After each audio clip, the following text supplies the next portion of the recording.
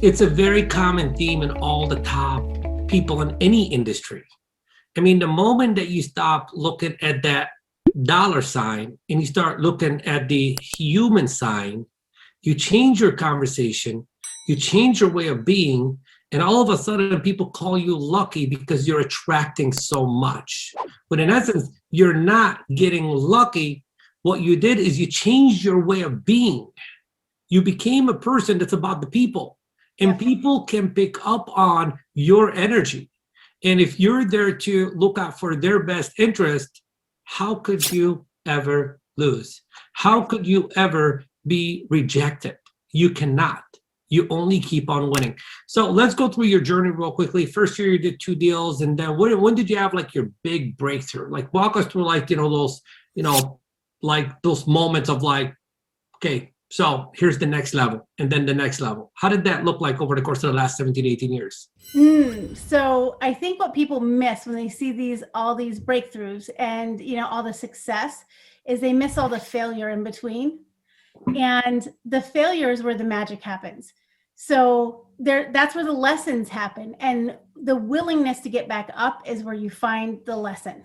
So I haven't failed. I've had a lot of lessons is what I see it as. And so for me, I did 11 deals the next year, 19 deals the next, and in between I had multiple babies. We have 4 kids. And so for my husband and I, we never wanted to put our kids in daycare. So our kids have never been in daycare. They've been in preschool for a couple hours a day, but they've never been in daycare.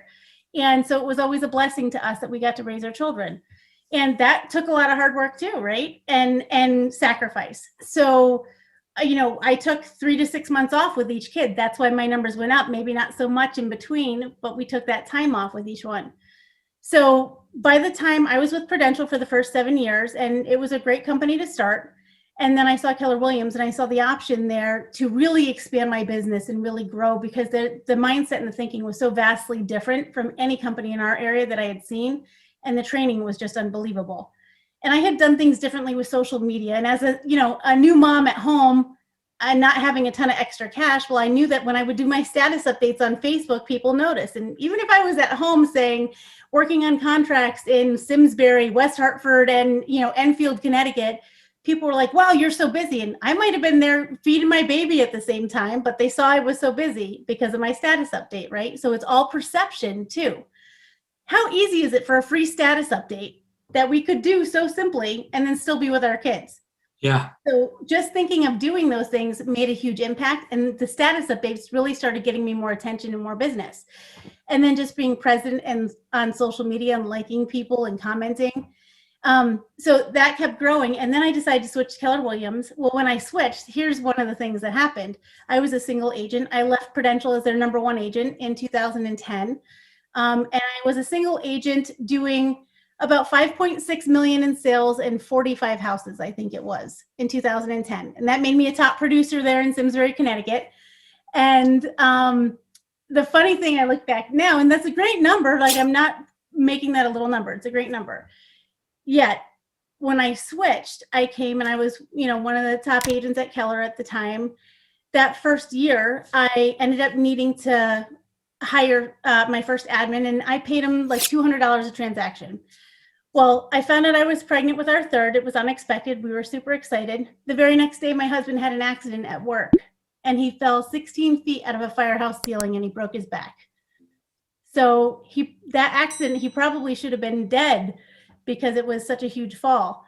And we were so blessed that he didn't die, but he was in a hospital bed in our living room. I had a 2 and 4-year-old, and I was pregnant with our third, and nobody knew. I was at a brand new company, not even 6 months, right? Just starting, and my business took off from being at Keller Williams.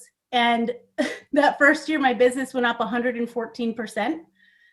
And I was like a mama bear because I wanted to just keep my husband, my high school sweetheart, safe, put him on a shelf if I could, take care of those babies, grow this baby, grow this business. And I had to hire my first buyer's agent in September that year.